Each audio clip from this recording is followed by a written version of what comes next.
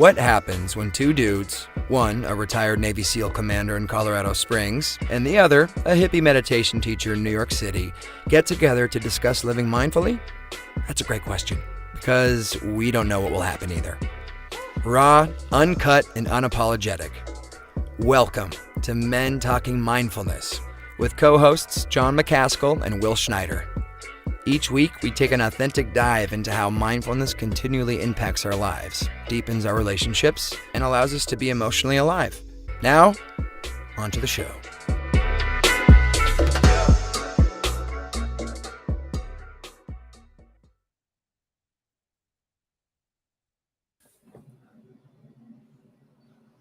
All right. Self sabotage. It's when we say we want something and then go about making sure it doesn't happen. That's a quote by Alyce Cornyn-Selby. Welcome to Men Talking Mindfulness, where we do our best to demystify and make mindfulness meaningful to you. I'm Jon Macaskill here in Colorado Springs, and my awesome co-host there, Will Schneider, is joining me from New York City to help us understand self-sabotage, what it is, why it's so pervasive and so destructive, and how to decrease it in our lives. We're bringing one of our previous guests back, Dr. Robb Kelly, who will join us here in a second. But before we do that, I'll kick it over to Will for any announcements. Hey, welcome back, everybody, to Men Talking Mindfulness. And our podcast just isn't a place to learn about mindfulness. It's also a place to practice. Since December, Jon and I have added over a dozen various types of meditations to our podcast platforms and our YouTube channel. These meditations vary in length too. So if you need a quick fix, you can try something like the 7-minute reset, refresh, express meditation, or take a deeper dive into Jon's 20-minute peace and relaxation meditation, which I really love. And I did it for a couple of weeks, Jon. And it was like, I love the balloons floating off into the sky and away from me. It feels so good. And hey, if you're a company leader or if you work for a particular company, want to bring mindfulness to your workforce and enhance your culture, hit us up. We have helped several companies already understand mindfulness and how to weave it into the workplace. And maybe yours is next. If you want to learn more, please send us an email to myself at will@mentalkingmindfulness.com or over to Jon at mentalkingmindfulness.com. And let's bring up our special guest, Dr. Robb. Oh, there he is. How you doing, Dr. Robb? How are you doing? Good to see you. Good to have you.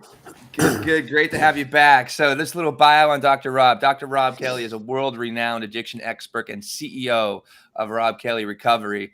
He has appeared on multiple TV talk shows talking about addiction. He holds 2 PhDs, with his first in philosophy from Oxford University, and the second one from the University of SouthHampton in behavioral science. This is Dr. Robb's second appearance on Men Talking Mindfulness. We are super stoked to have him back and feel he is one of the best teachers we can interview to help us understand what self-sabotage is, where it comes from, and how to get past it. If you'd like to learn more about Dr. Robb and learn more about, please check out our Men Talking Mindfulness interview with him on understanding addiction. We'll drop that in the pod link in the comments here. So welcome, Dr. Robb. Great to have you in the show. How you feeling? Living the dream instead of dreaming of living. I'm feeling great. I don't have bad days today. I have better days than others. Yes, just for those guys that listen and going, I didn't know you had a sociology degree. I have a psychology degree. Just a little switch there. So yeah, it's all about the mind. Oh, sorry, psychology degree. Psychology degree. Yes, and behavioral sciences as well. So we're going to start with a little grounding practice. Jon, let's please calm us all down with a little bit of grounding, and let's do it. And we'll tie self-sabotage or countering self-sabotage into this. Mm-hmm. So go ahead, if it's comfortable and you're in a place that it's safe to do so, go ahead and close your eyes or lower your eyelids or just soften your gaze. Let's bring our attention to our breath, the physical sensations of breathing, noting where the air is entering and leaving our bodies. Don't feel that you need to force anything, just note it. Note how when you breathe in, your diaphragm drops down, your lungs expand, your chest and belly expand. And the reverse, as you breathe out, diaphragm pushes back up, shrinking your lungs, shrinking your chest and belly. Note how that feels.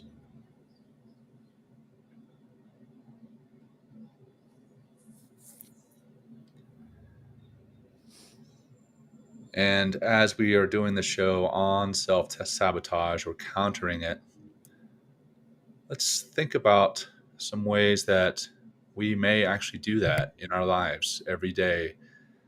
Even subtle ways, negative narratives, limiting beliefs. And imagine those,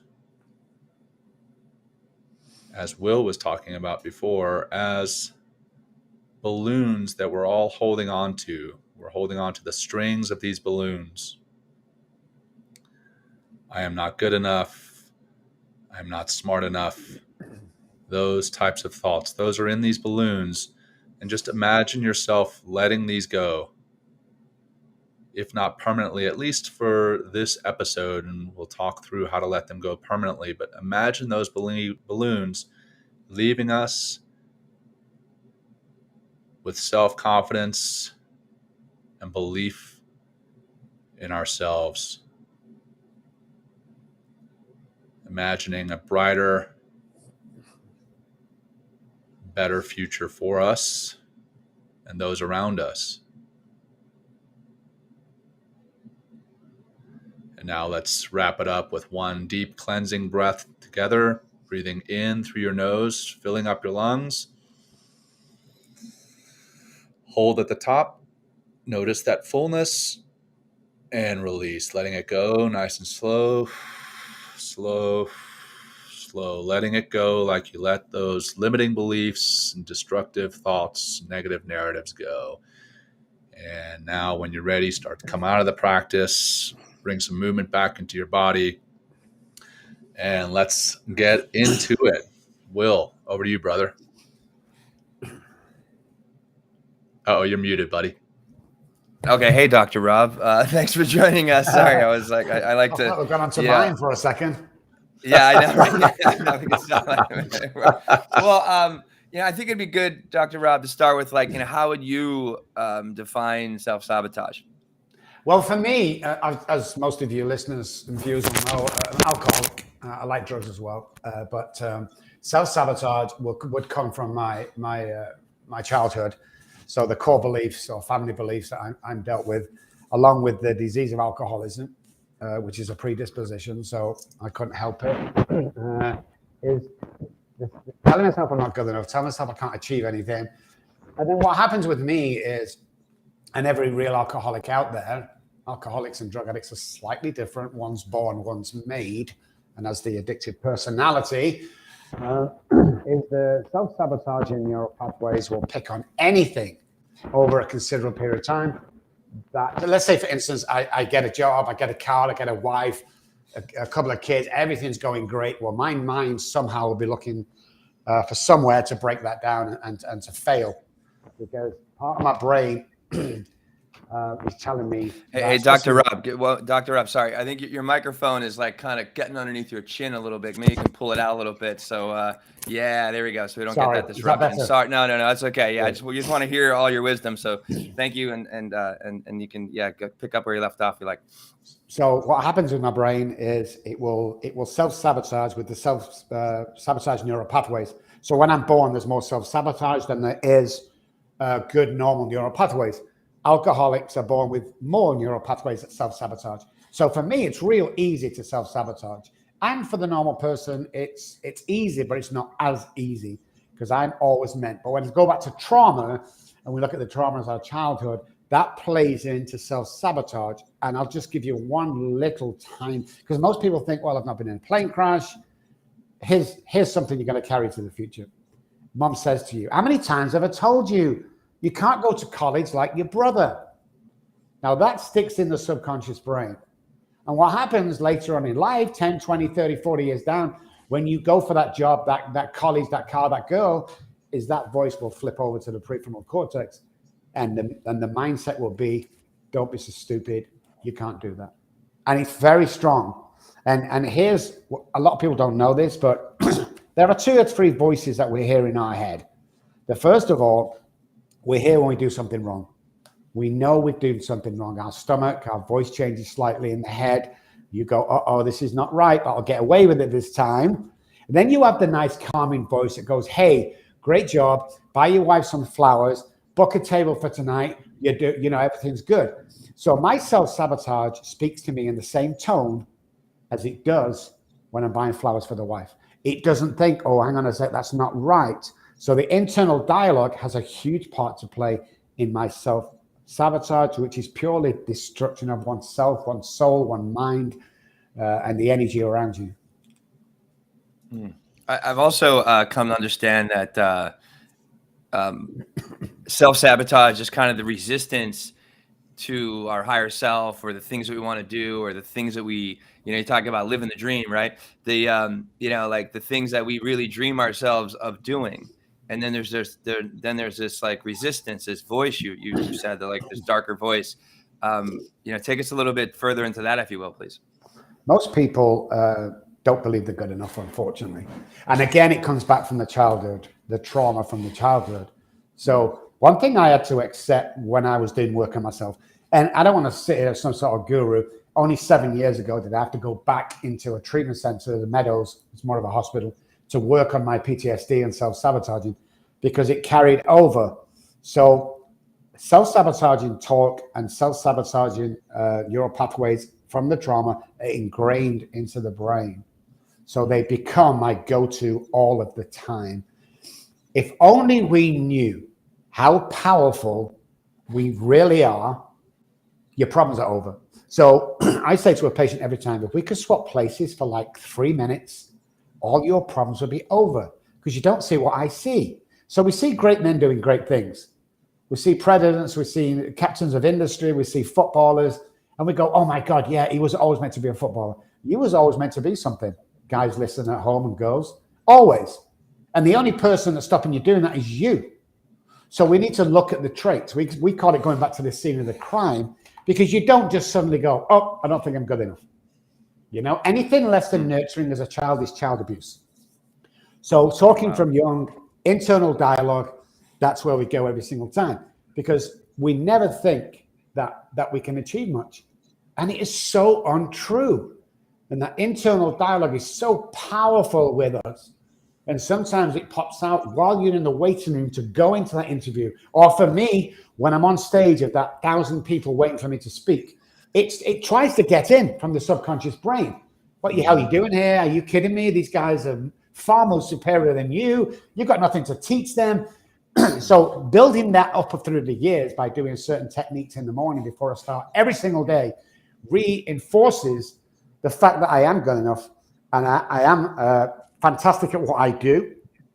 I look great, I sound great, I feel great. All these things that are just, coming to the forefront of their head, the prefrontal cortex, that gets me in that position to enjoy life and be confident. But the only reason why we know we're confident is when somebody tells us. And in today's world, people don't tell each other enough. People think we already, oh, Dr. Robb, yeah, he's amazing. Have you told him? Nah, I mean, he already knows, but yeah, don't be stupid. We don't know. Okay, nobody knows unless somebody tells it. So the footballer playing football, there's hundreds of millions of people watching him. Great, he knows he's good. The average guy in the street, when he does something good, nobody tells him that. That was amazing. And we collect that information in our subconscious brain. That's what gives us the confidence. And then we change neural pathways from self-sabotaging, which is our normal route, end of story. That's our freeway out of our main city. We try and change it over through thought patterns, NLP, SE, and psychology to good, confident, successful neural pathways. And we've studied this over many, many years. And there's a time frame before that when we're doing our work that we can change self-sabotage to good. And that time frame is 7.3 seconds when we get to choose whether we're going to go on and knock it out the park, or we're going to sit there, as our trauma tells us that we're not good enough. Everybody, now listen to this carefully, guys, listen at home. Everybody is born with $1 million mind. When you start hanging around 10-cent minds, that's when the self-sabotage comes in. Show me your friends, I'll show you your future, has a huge part to play. If you've got to ask yourself one thing, if not you, who? Well, I can't do that, Joe. Look, everybody in America used to say, hey, I used to say to them, hey, listen, you can do anything you want. Well, I can't be president of the United States. I beg to differ. Let's forget the political views. You had a business around the country. Don't tell me you can't do anything. Don't tell me it. It's not. Give me one reason why you can't. Well, it's because that's an excuse. Give me a reason. Well, that's an excuse. Give me a reason why you can't do it. Well, I've not got a master's degree. Unless you're a doctor or a therapist or something scientific researcher, you don't really need a college degree, because these days it's all experience. Life experience will take you in to anything that you want to do. Start at the bottom. Start whatever you got to do. I'm telling you this. If me or anybody listening to this, if me and you followed a surgeon round, let's say a knee surgeon, and we watch him do a knee replacement for a month, me and you could do that. That's how smart our brain is. Show me. Don't tell me. Show me. Show me, guys, how confident you can be. Show me how successful you can be. And people don't want to believe that they're that powerful. I think a lot of it comes from fear, fear of failure, but also fear of success. I mean, I think a lot of people they don't realize it, but they're scared of success. And then the self-sabotage is a way of protecting them from failure.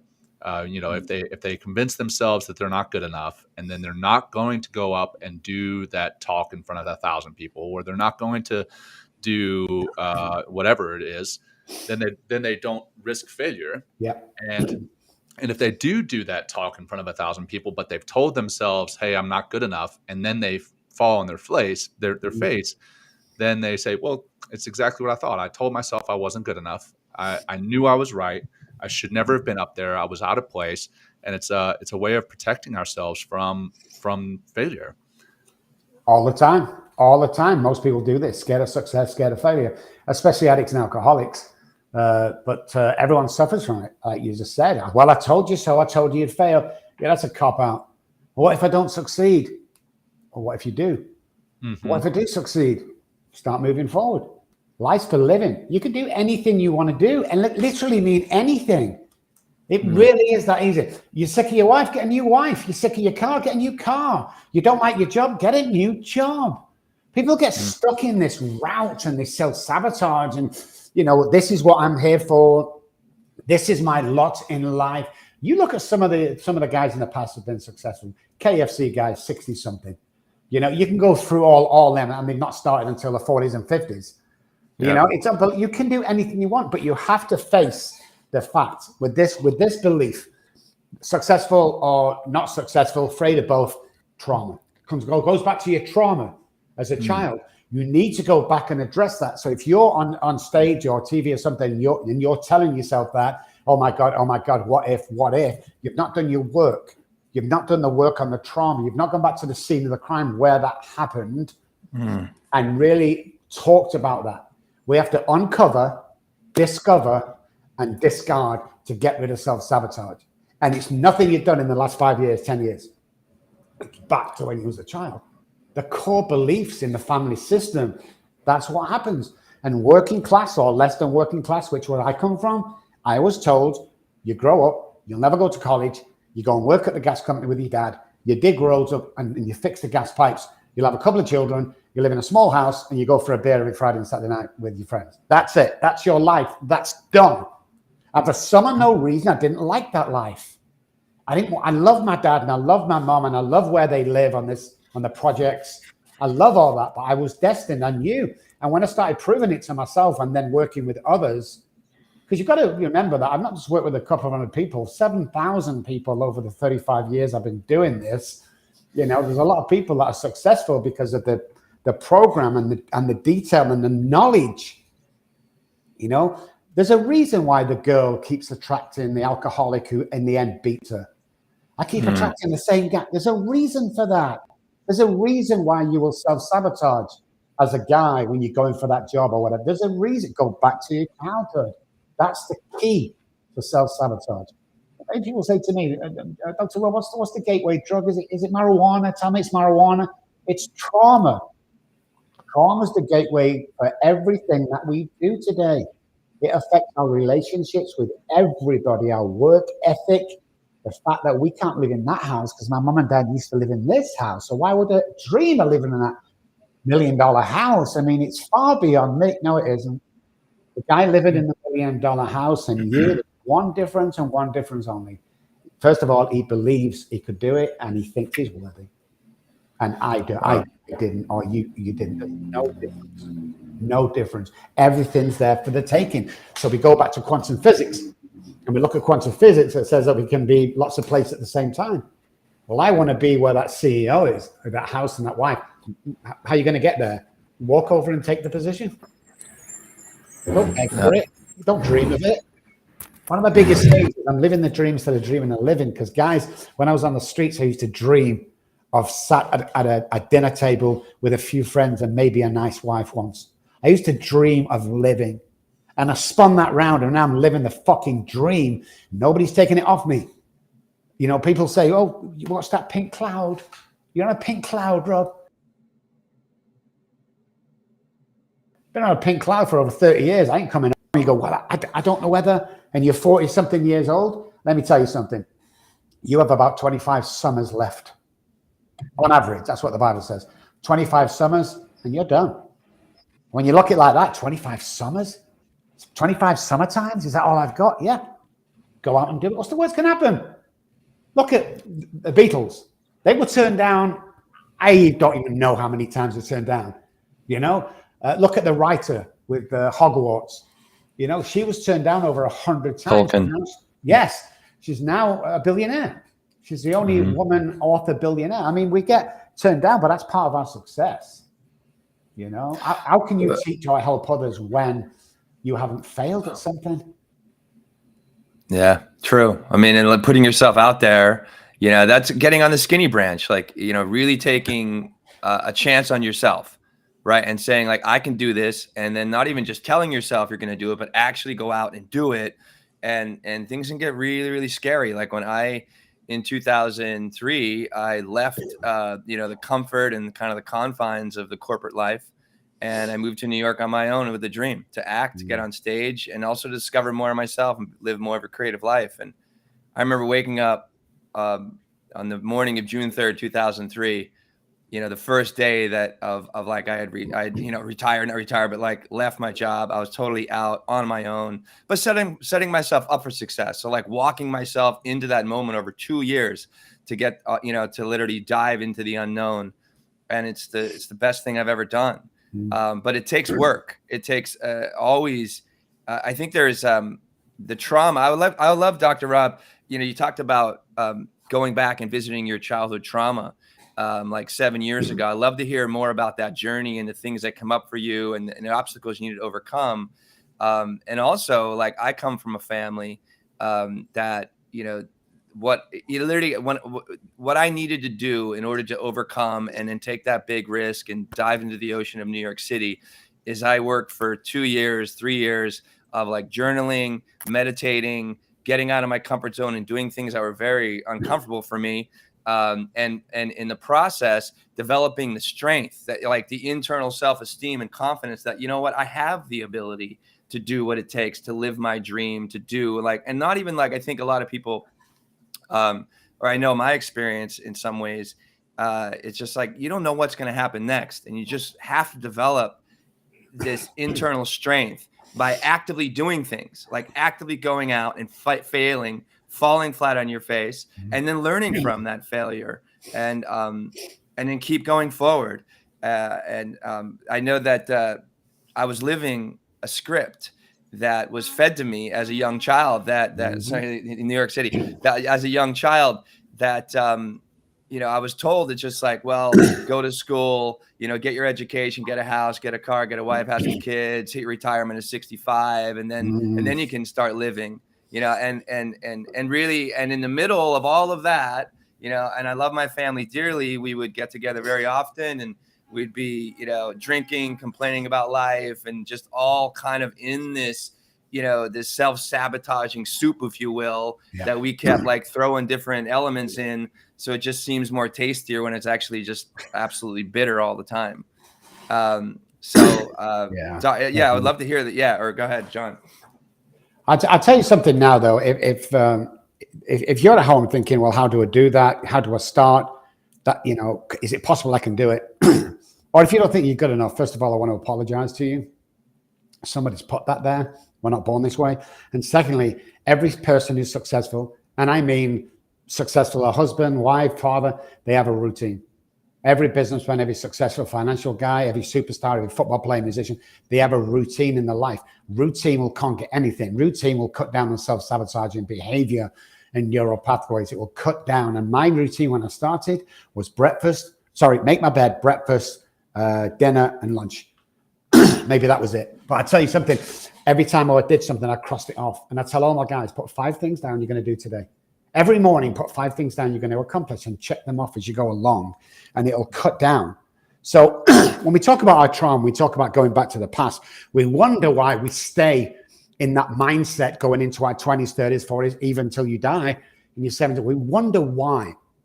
So I'm not sure whether I explained this last time, but for the new guys listening, there was a girl back in the UK where I'm from, just in case you're thinking I'm from East Texas. I'm actually from England. Manchester in the house. Manchester's in the house. There was a girl snatched off the side of the road many years ago. And there was a huge manhunt in Manchester for her. And after about a month or something, they couldn't find her. And then it was 6 months, she was still missing. And they pulled the manhunt and they scaled down to one person on the case. It was a cold case. About 9 months after, there's a police car following another car down the road, broken taillight. So they pulled him over. You're allowed to search the car back then with nothing, no warrant, nothing. They searched his car, and in the trunk was a stolen screwdriver. So they went, okay, we're now allowed to go back to the house and see what else you've stolen. Went back to the house, showing off all the other stolen stuff. But they wanted bigger stuff like lawnmowers and stuff. So they see these big box in the corner. It's about 4 foot high and about 12 foot wide.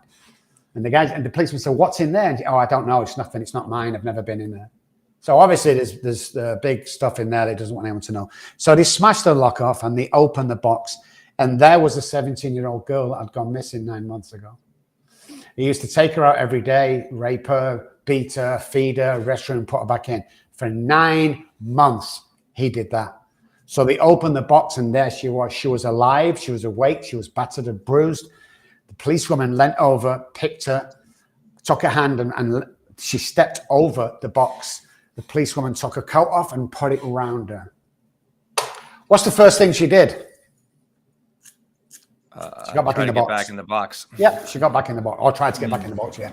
That's how our mind works. So when you go back to trauma as a kid and your parents are putting thoughts in your head that you can do this, but you can't do that, and this is the way it is, and blah, blah, blah, then we grow up with that. It's very hard to turn that around unless you have some sort of mindset change. You have a change of mind, psychic, neural pathway change.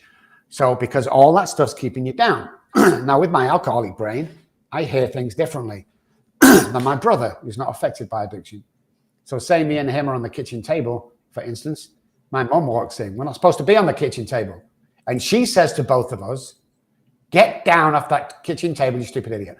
What my brother hears is what she says. Get down off that table, you stupid idiot, get down. He jumps down, I freeze. The reason why I freeze is because what I've heard is, get down off that table, you stupid idiot. Self-sabotage from then on. When someone says something jokingly, I'm going to pick it apart and find out that they're really taking a dig at me. They're really saying, things that are bad. Another incident for me is we couldn't really afford new clothes. So, stuff was handed down from cousins. I had a shirt on once that were 3 buttons were missing. And my mum and dad had a party that night. And what my mum did to save face is she took the other buttons off so that this just looked like a nice shirt, like an over jacket, if you will. But I knew there's supposed to be buttons on there. And I felt less than because I didn't have any buttons on there. And somebody said, didn't that used to have buttons on? And that sent me to my bedroom crying and screaming for at least a couple of hours. Wow. Now that affected me as I went into my adult life. What the hell's that you've got on? Wow, I'm straight back. I'm closed off. I'm embarrassed. I don't know what to do. Anything said that I picked up as a child will take me right back to that child, that defenseless child. So inner child work needs to be done. And, always being picked last on the football team. I'll have Jimmy, I'll have Pete, two captains at the front. Yeah.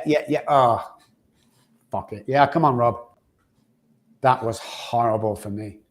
Absolutely horrible. So what I used to do when we had conferences, not when I was doing what I do now, but when I used to attend conferences, is there'd be 1,000 people in that room, and I was always one stood on my own, just in case they saw my missing buttons. Does that make sense? Yeah, 100%. So when we go back to a patient I was working with, his father was a marathon runner and an 800 meters runner, and he actually ran for the country. So his little boy growing up, he must have been about 9 at the time. He always wanted him to race. So he's getting him to race at school. And there was an actual race at school on sports day. And there were 4 people. That's all there were. But the first 3 got a t-shirt. So he ran and he tried his best and he come 4th. And that affected the relationship with him and his dad. So when we went back to that trauma and pulled that apart, and this guy was in his 40s, 50s when I was working with him a few months ago, we found out for the last 40 years, he's been trying to chase that t-shirt. Wow. Boom. And he broke down when he heard that. But it's so true, the childhood trauma and damage that we do. And I'm going to say it again. Anything less than nurturing as a child is child abuse. Years and years ago, we didn't know this. Like my parents would take me down to their friend's house. They were all big drinkers. And they dropped me off there so mom and dad could go out drinking. When mom and dad had left, there was a game called Everybody Gets Naked. And we'd all used to get naked in the house. The caregivers who was looking after me, a couple of other people all get naked. I thought that was normal until I grew up and I couldn't get naked in front of anybody. No girlfriends, no first wife, nothing. I couldn't let you see me naked. That affected one of those things I worked on 6 years ago. And I only used to take my top off recently. I would never take my top off. Never. Even when I was bodybuilding. I was going out for this competition and a photographer come and say, take your top off, Rob, come on, let's see. I was like, no, I'm too fat. I don't like it. That affected me, Oh, Rob, come on, we're having a pool party next week. Yeah, I don't want to go to that. I'm good. The reason I didn't want to go to it, it's 110 degrees and I'm sat there with one of these on because I don't want to take it off. Childhood trauma. And we have to look at that, dissect it, look at what it's about, see that it's not true, the untruth. And then we have to work on that specific trauma to bring you back. So we do work on the inner child. That's what I did and I teach today, to bring you back into normal day-to-day running today. And then you realize that your confidence needs to be built up. And once you start to attain things, and once you start to conquer things, the setbacks are nothing, because you will find in this life. And if you take nothing from this podcast, please take this. I'm 60 years old. I have a lot of experience. And I'm older than everybody else. Listen to this. If you go for that job and you don't get it, there is a reason you didn't get it. And people go, well, just that once. 60 years of experience I have. Believe me, 7,000 patients. There's not one person I know that didn't get that job, that car, that house, that girl, that something didn't happen better going on once you're living your life to the full. Which means complimenting people, doing favors for people, smiling every day, all these things that we do to bring to the world, because we never know who sees us and how they feed off us. When I say thank you, dopamine's released into my brain. I love dopamine. It's a free, good, feel-good drug. But all these things are education regarding trauma. And if you don't know, we don't know. Wow. I think that a lot of the time, Dr. Robb, when we talk about or hear about self-sabotage, it kind of automatically jumps to our mind that we're talking about alcoholism or drug abuse. And I know in every day, just about all of us have some level of self-sabotage that is more mild than that, without even recognizing it. Can we talk about that? Maybe like, hey, I set a goal to get up in the morning.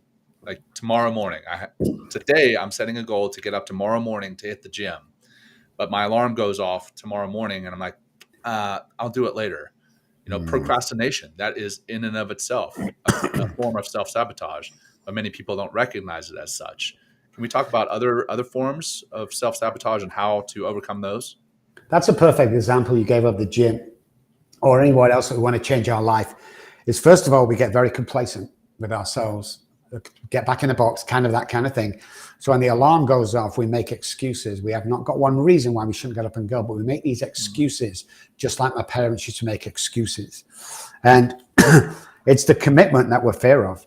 You know, we don't really want to get a routine, go out and do this stuff every single day because of the mild form of failure. If I go to the gym, like, it's only going to last a week. Says who? Well, that's what happened before. Everybody listening to this can change right now, from today. Change your life around, you know. But that self-sabotage, again, goes back. Any kind of self-sabotage goes back to parents, goes back to caregivers as a child that you brought through. You need to get a routine, but you need to look at yourself and decide what you want in life. Nobody else. It's not up to you to make your wife happy or your girlfriend or husband happy. It's up to you to make you happy. What do you want to change? Make a list of what you want to change and start living that list. And people all the time used to laugh at me 20 years ago when ex-businessmen who's lost their jobs for whatever reason used to come, or ex-footballers that are disgraced, or people who just want to better themselves. I take them to the Porsche dealerships and sit them in the car, and we go for a test drive in the 911s. This is a $100,000 car. And then we go to the $1 million houses and we start walking around there. And then what happens is when you succeed, because you will when you come working with me, and you go and buy that 911, what the brain goes, it goes, oh yeah, I've been here before. This feels comfortable, rather than freaking out. And that's what happens in the morning when the alarm clock goes off. You know, the gym at that time is not familiar. So once you get up and do it once, what they call the gym bug, you'll do over and over and over again, and repetition strengthens and confirms and becomes the future. But it's that first get out of bed. It's like, what do you really want in life? Make a list if you have to. Because if you make a list for the future, I earned my own into my bank account for this last year, January till January, just over $1 million. So I have a check on my wall now for $2 million. That's how much I'll get paid this year. Everything is attainable, but we're just scared. We're scared of getting up when the alarm goes off. It's like everybody loves leaders. Everybody needs leaders. Start being the leader in your house. Start leading by example. Start putting them positive thoughts in. I say to myself every morning in the mirror, looking at myself, I love you. I've done it for 20 odd years. I love you 10 times. And I'm forcing that into my subconscious brain. Now, here's the smart part. I don't have to do anything after that. I'm storing my subconscious brain.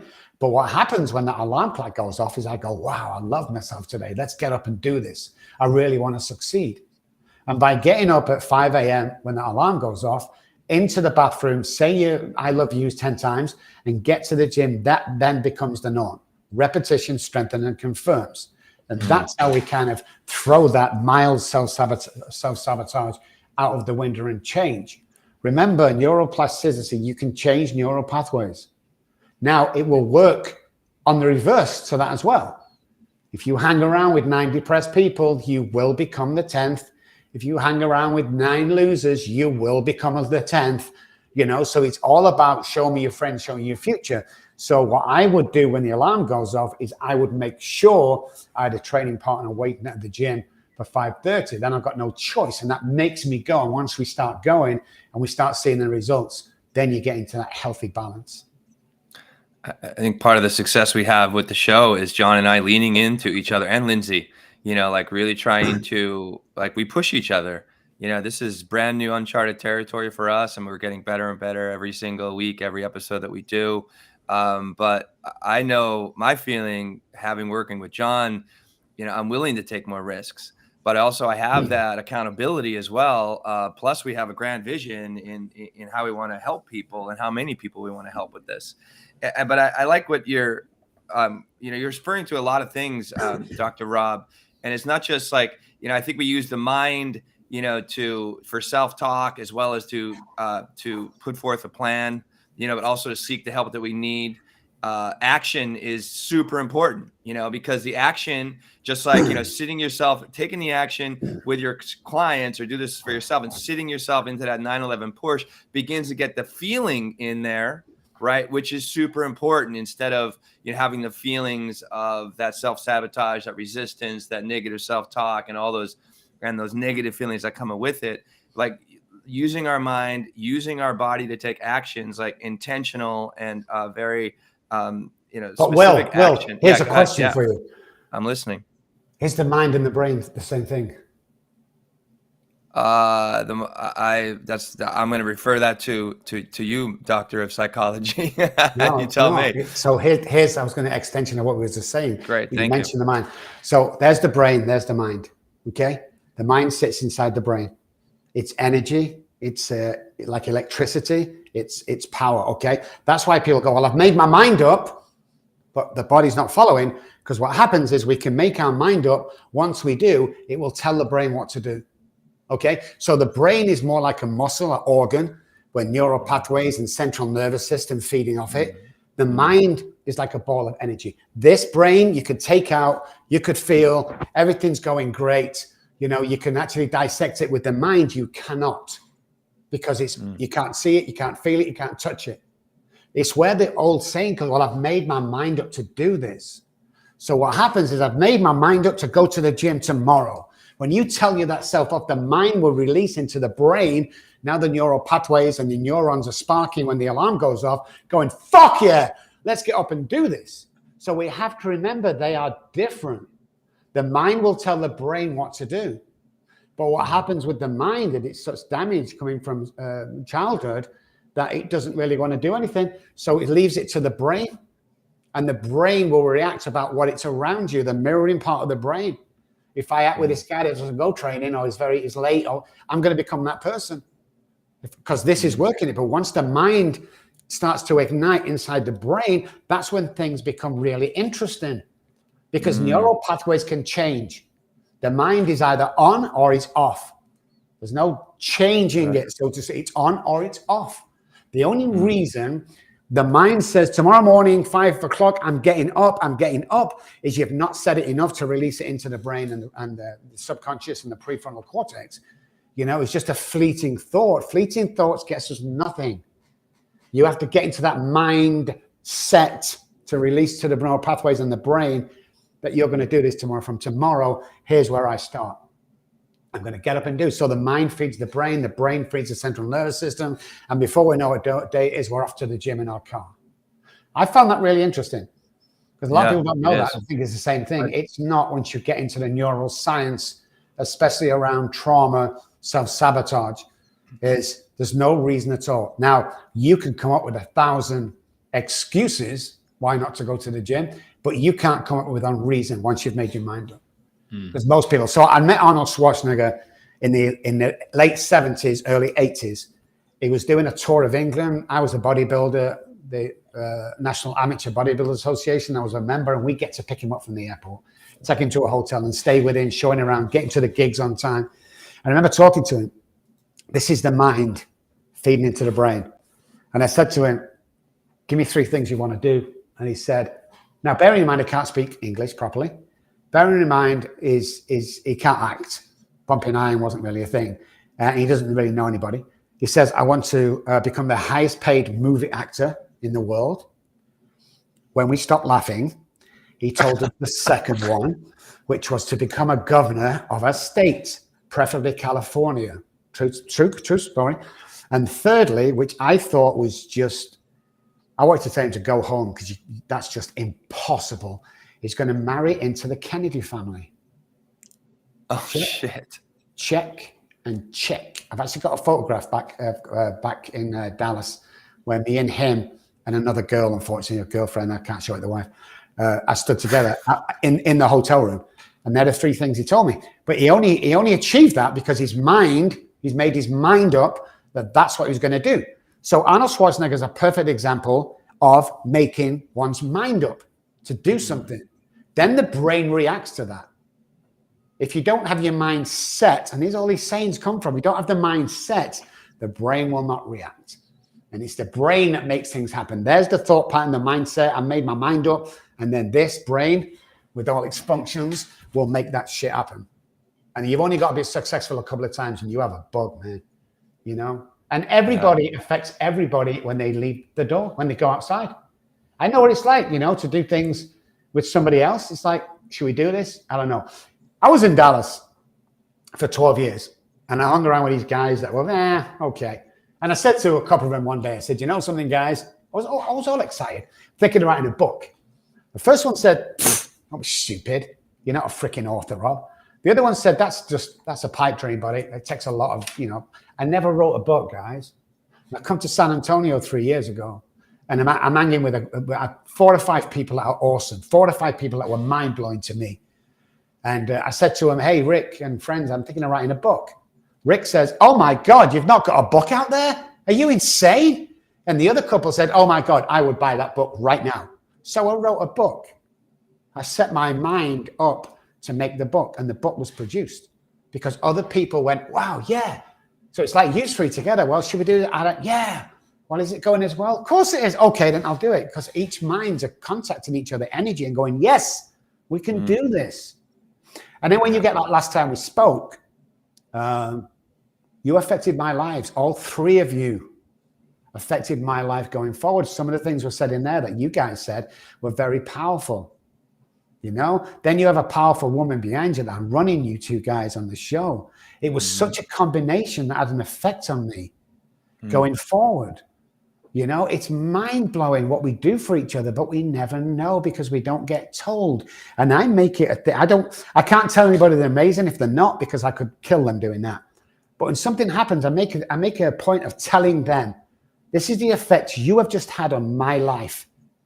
And then that gives you another mindset about what we're doing, because sometimes it gets very lonely what we do, guys. Yeah, in some ways, for sure.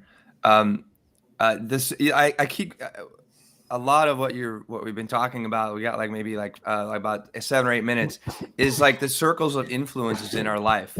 And you just kind of referred to the people, like you show me your friends, I show you your future. And that's something like I repeat to myself from our first episode often. I've shared that with other, you know, people in my life, family, colleagues and stuff. But also, you know, what about the self-sabotaging effects of your environment, of your home? Like if you have a home that is disorganized and, you know, just kind of trashed everywhere and you're stepping over things or clearing off desks in order to eat, or, you know, I feel like your environment, whether it's circle of friends, whether it's your home, whether it's like, you know, if you're complaining about your life out there in the world, whether it's at work or with other people, you know, really continually brings up more of that trauma, right? And also more of those voices. Because I think is that a good place to start, just by changing your circle of influences or yeah, or even the house, you know, if you live in an apartment or you're living at home with mom and dad, I always say, if you're going to succeed, show me your bedroom. Or if you're going to succeed, let me come back to the house with you. You know, because you can walk in my house 24/7. And we have 3 English bulldogs, 2 cats, and there's me and Janet. And you can eat off the floor. Everything's in its place. Clean house, clean life, clean mind. You'll find out that it comes from parents as well. One of my nieces, terrible. She comes in, she stays in the bedroom. There's suitcases, there's everything over.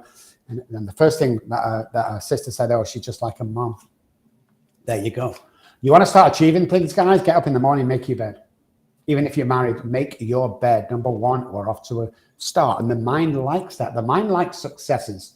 Okay. It loves successes. Little tiny successes lead to huge successes. But you ask most people whether it all start for you. I started to reorganize things in my life that were cluttering my thought pattern. The science has been proven that if you sleep in a cluttered room, the thought patterns and dreams are not the same as if you sleep in a tidy room where everything's put in its place. Isn't that crazy? And that flips over to our life. If your apartment's completely disgusting when you go there, then your life is probably going to be, because your standards are low, you can't be complacent, and you're lazy. That's just it. Yeah, and you keep feeling that. You know, you keep feeling that laziness. You keep, you know, as well as that, Matt, you know, listen to this. So you don't only become accustomed to it, you become to rely on it. So your trauma becomes, you need to live in trauma. You need to live in messy, where people are always complaining, because it comes back from not only your family, but the house you're living in. You can't have clean conversations and everyone getting on at the same time. You need to live in that trauma. And I know people around me that does that. They will always cause some sort of trauma. Then they call me, hey, Rob, do you know what Johnny did? I'm like, stop. I don't get dragged into that stuff. That's you. You want to live in that drama? That's great. I don't do that stuff, you know? But all these things, all these little things actually merge together to become that guy. And the most precious thing one can have is peace. In between these two is peace. And if you're going onto a cluttered house every night, you're not going to be as peaceful as if you're going onto a clean and tidy house.